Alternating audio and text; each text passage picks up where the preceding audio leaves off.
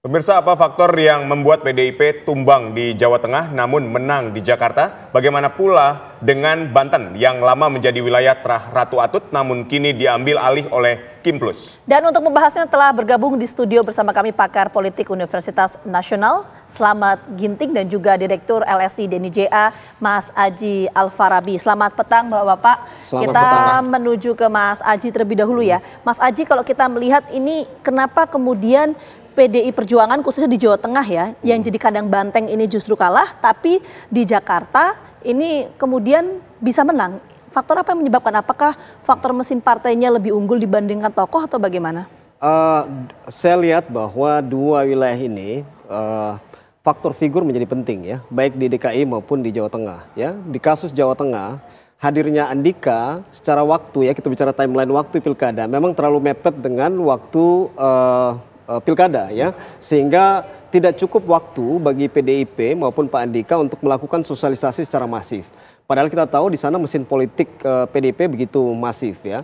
Tapi kalau kita lihat data ya, data hasil kemenangan pasangan Lutfi Taci Yassin di Jawa Tengah, saya pikir hasil ini mirip dengan hasil Pilpres 2024 ya. Hampir semua kantong-kantong PDIP itu dimenangi oleh pasangan Prabowo Gibran, dan ini kemudian diulangi lagi oleh pasangan Lutfi dan Taci Yassin, kecuali memang beberapa wilayah, misalnya kita lihat di Kabupaten Wonogiri dan Karanganyar ya. Baik. Kalau kasus DKI, saya pikir ini faktor figur, faktor tokoh. Memang mesin PDIP adalah partai yang mengusung sendiri pasangan Pram Rano, tapi faktor figur begitu kuat ya.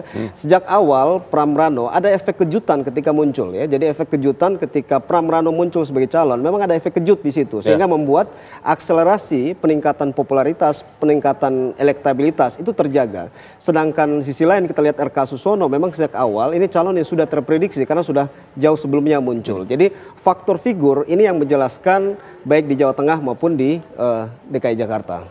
Baik, kita ke Jakarta terlebih dahulu. Ya. Ini kan ketika kita lihat bahwa pasangan Pram Rano dengan usungan PDIP dan Hanura kemudian bisa menang dari pasangan RK Susono yang didukung sama 14 partai politik. Anda melihatnya seperti apa? Jadi ternyata makin banyak gerbong itu belum tentu menang. Ternyata dalam kasus di Jakarta, gerbong itu akhirnya gerbong kosong. Kenapa gerbong kosong? Karena semuanya konsentrasi pada pilkada-pilkada di mana calon kadernya mencalonkan diri di sejumlah tempat. Jadi konsentrasinya tidak di Jakarta. Misalnya ya, karena yang disorong ini adalah kader Golkar dan juga kader PKS, kemungkinan yang paling bergerak serentak itu adalah dua partai itu. Sementara partai lain tentu saja berpikir karena logistik pemilu itu sudah banyak keluar pada waktu bulan Februari. Ini pelajaran penting. Jadi begitu mepet waktunya, dia akan konsentrasi di mana kadernya ikut pilkada, akan konsentrasi ke situ. Di sisi lain misalnya Golkar itu bukan partai besar di Jakarta. Komposisinya justru nomor urut kelima di Jakarta di bawah PKS, PDIP, Gerindra, kemudian juga Nasdem, baru Golkar. Nah, kemudian juga di sisi lain yang paling berpengaruh adalah selain tokoh itu juga pemilih militan. Pemilih militan itu komposisinya PKS itu ternyata hanya sepertiga yang mendukung Suswono. 2/3-nya justru dia mengarah kepada siapa Anies Baswedan itu akan mendukung. Itu berpengaruh karena tokoh Anies Baswedan cukup berpengaruh karena sebelumnya petahana di Jakarta. Nah, ini juga salah satu yang membuat perkiraan-perkiraan lain itu menjadi bias. Apalagi kemudian ini di Jakarta ini kan semula Ridwan Kamil adalah orang ketiga urutannya di bawah Anies Baswedan dan Ahok.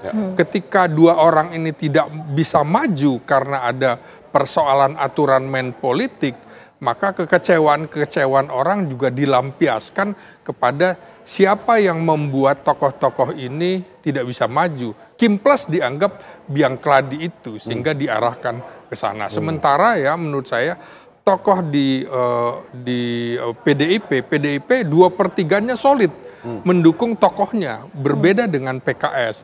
Sementara juga Golkar yang menarik adalah setelah pergantian pemimpin di Golkar dari Erlangga ke Bahlil, posisi dari Ridwan Kamil yang semula jadi ketua umum menjadi ketua bidang. Artinya juga di Golkar terpecah sesungguhnya. Jadi Golkar juga tidak mendukung penuh, mesin politiknya mendukung Ridwan Kamil begitu. Oke, jadi banyak faktor ya, tidak hanya ketokohan tapi juga soliditas di internal partai itu juga mempengaruhi suntikan elektoral. Tapi saya mau ke Mas Aji lagi. Mas Aji, kalau kita bicara selain soal ketokohan tadi ya, Bang Slamet ya, ini kan tidak hanya bicara soal ketokohan dari sosok yang diusung oleh masing-masing partai politik ini. Ada variabel lain nggak yang mempengaruhi itu? Misalnya kalau kita lihat ada variabel Pak Jokowi di sana yang kemarin sempat turun gunung di Jateng, di Jakarta, tapi di Jakarta tidak menang. Nah, apakah ada variabel-variabel itu, tokoh lain yang mempengaruhi juga atau gimana? Ya, tentu faktor pertama tadi tokoh masing-masing ya. Pram Rano di Jakarta dan Lutfi Tasyasin di Jawa Tengah ya. Faktor kedua, saya sepakat tadi ya bahwa memang mengapa kemudian lonjakan elektabilitas dari Pram Rano begitu luar biasa peningkatannya, karena memang juga ditopang oleh tokoh-tokoh yang punya endorsement kuat di DKI ya, terutama adalah Ahok dengan Ahokersnya dan Anies dengan anak abahnya. Jadi gabungan dua tokoh ini cukup membantu. Sementara kita lihat di DKI baik Pak Jokowi maupun RK, kita lihat bahwa endorsement mereka juga tidak terlalu terlihat di DKI. Ini berbeda dengan Jawa Tengah. Jawa Tengah, Pak Jokowi ketika awal November ya, kita punya data, belum turun gunung untuk membantu pasangan Lutfi Tasyasin, itu elektabilitas Pak Lutfi tersalip dengan Andika kurang lebih plus minus 2% ya. Tapi ketika Pak Jokowi mulai turun gunung, datang ke kantong-kantong pemilih militan, mereka yang masih puas dengan kinerja Pak Jokowi, ini akhirnya kemudian mendongkrak suara pasangan Lutfi Tasyasin yang begitu luar biasa. Jadi faktor tokoh menurut saya faktor kedua. Yang ketiga adalah jangan lupa faktor DKI ya. Saya lihat bahwa banyaknya blunder yang dilakukan oleh Pak RK di akhir menjelang pemilu ini juga menjadi salah satu faktor yang menguatkan sentimen negatif terhadap RK Suswono, sehingga memang banyak pemilih yang kemudian mengalihkan dukungan ke pasangan Prabowo. Baik, blunder yang dilakukan RK apakah semata-mata hanya blunder saja yang dilakukan atau memang sosok RK ini tidak diterima oleh warga Jakarta? Anda menilainya seperti apa? Karena kan kalau kita lihat rekam jejak dia di Jawa Barat, kita bisa melihat ya, artinya ada pembangunan dibandingkan misalnya Pram yang lebih banyak bermain di belakang layar misalnya. Tapi ternyata apa yang sudah diperlihatkan oleh Ridwan Kamil ya tidak bisa merubah apapun di Jakarta. Anda melihatnya seperti apa? Ya, kalau dari 4 orang ya, misalnya Ridwan Kamil, Suswono, Pramono, kemudian Rano Karno, tingkat pengenalan Rano Karno itu nyaris 100%. Itu juga faktor yang sangat mendongkrak bahwa dia mewakili kultur Betawi asli gitu. Ini kota Batavia, kotanya Betawi dalam tanda petik. Lalu kalau kita lihat bagaimana komposisi etnis di Jakarta, Jawa itu masih paling tinggi, 35%, kedua Betawi, ketiga Sunda, keempat baru kemudian Tionghoa begitu ya, lalu ada Minang, ada Batak dan lain-lain. Nah, unsur Jawa itu diambil oleh Pramono. Suswono itu dianggap sudah lama tidak beredar di Jakarta. Dia 15 tahun lalu menjadi menteri eranya SBY begitu ya. Lalu Ridwan Kamil tuh dalam tanda petik sudah identik dengan Jawa Barat. Ketika coba masuk ke Jakarta, misalnya reaksi negatif dari Persija begitu ya.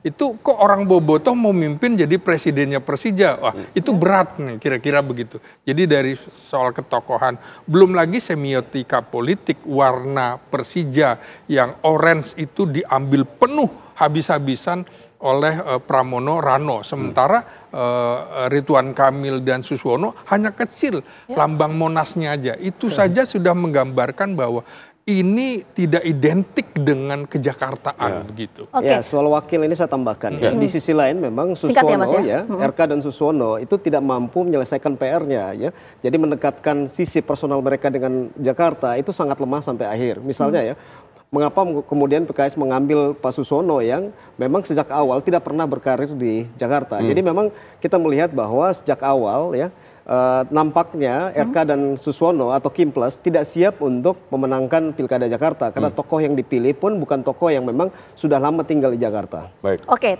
tapi nanti yang kita dalami lagi adalah soal tadi faktor Pak Jokowi kalau memang pengaruh terhadap suntikan elektoral ke pasangan calon di Jawa Tengah, tapi kenapa tidak di Jakarta? Apakah ada kesepakatan antar elit politik? Nanti kita akan bahas lebih lengkap, tapi kita jeda dulu. Kami kembali hadir saat lagi untuk Anda. Tetaplah bersama kami.